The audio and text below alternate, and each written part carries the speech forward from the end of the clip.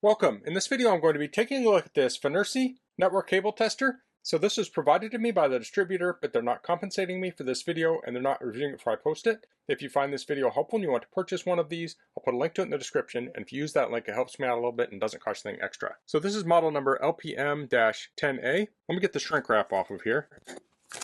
So here it says wire tracing, continuity test, wire sequence verification, audio monitoring, and lighting function. And on the back we have specs. You can see those here. You can pause and read through them. This talks about the functions. So it says wire tracing, port flashing, network cable rate, length test, PoE test, and line pressure test. So let's get this open. Comes with a nice case. Here we have the manual. Let's take a quick look at it. Now I'm not going to cover everything in here. You'll want to read through it on your own. So we have some notes here. It says multifunctional intelligent wire tracing. So to turn it on, you long press the power button. For operational return button, you short press it. We have directional keys. They have long and short press functions on those. Then we have an M button, which has a short press. It has system settings. This talks about how to use it. We have quick start here. Now some of these instructions are for different models. You'll need to look there. Talks about firmware upgrade, troubleshooting, maintenance, contact. So we have a charge cable in this little pouch also. And here we have headphones, looks like an RJ11 to RJ45 adapter, an RJ11 to alligator clips, and we have a short little Ethernet cable here. So let's pull these two parts out.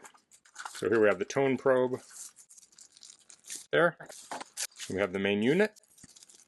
So this is made of a hard plastic. We have the charge port on the bottom. We have two Ethernet ports here, one on the front. On the back it says the battery capacity is 3000 milliamp hours. Now the probe has the headphone jack, charge port, Ethernet here, speaker, sensitivity. We have scan, non-contact voltage, flashlight. Pull the screen protector off here. So I'm going to get familiar with this and then I'll come back and demonstrate it. Okay, so I went through the instructions. First we'll try charging this. So it comes with a USB-A to USB-C cable, so you can charge this up with a standard phone charger. So we'll just plug in here. And now the transmitter is charging. It's charging at 0.77 amps. Now that can vary depending on the state of charge of the transmitter. We can also charge the receiver, and that's charging at 0.54 amps. So let's turn this on. I'm going to turn my light off here so we don't have as much glare. Let me turn the backlight up. So go to settings. You want M for OK and the power button for back. And we'll go to light. I'll turn that all the way up. I can see it okay here, but for recording I'll turn it up. So I'll go back and I'll go to cable test. I'll hit M. I'll say far end. Now I'll place a cable in here. So I'll place that into the QC cont. There's a little green mark there telling me which port to put it in. And then I'll plug the other end in here and I'll turn this on. And I'll hit M. And it'll run the test and it tells me the cable is looking good. So I'll take this out. Now here I have a cable that has been damaged. So I'll do the same test.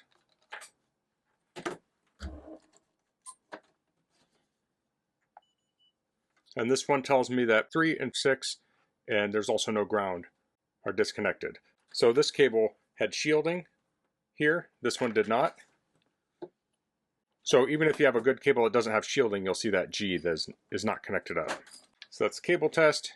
We'll go back. We'll go to scan. So we have a couple scan modes here, but let's connect up a cable.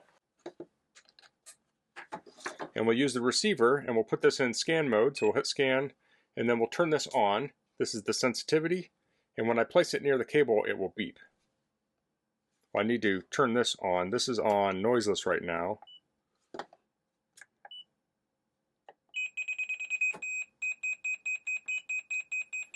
So this has a normal and a noiseless mode. So I can turn this down. So I adjusted the sensitivity here. Now if I bring it close to this cable, it will beep. Now it came with headphones, so you can plug this in if you want this to be quiet. For everyone else, it will still be loud for you. So you could connect this to a jack in the wall. And if you have a jack, you can use the little jumper here. Plug this in here, plug this into the jack, and then go to your patch panel and you can scan around to find out which cable matches up with what you plugged into. So that's a tone probe feature. So I'll back out of here. Next we'll try flash. So we'll go to flash. We want to plug in the side port. And then I'm going to plug into this network switch. And it says the LED will start blinking. So we can see that blinking here. You can see that there. You can see these coincide with each other. So that's another way you can test. You could connect this up at a network jack, go back to the switch, and you can look to see which of the ports is flashing. Also has a length feature, so I'll try that. I'll plug in here, and I'll go to meters. I'll run that, and it says 2 meters, and that's probably about right for this cable. It's about 6 feet or 2 meters. Next we have QC test, so that will test our crimping. So I'll plug in to the QC port, and we have green lit up here. Next we have speed. So this is a wire on my network. It's an active port. I'll hit speed. I'll plug in here. I'll start the test. And it says it's 1000 megabits or gigabit, and it's full duplex. Now let's go to PoE.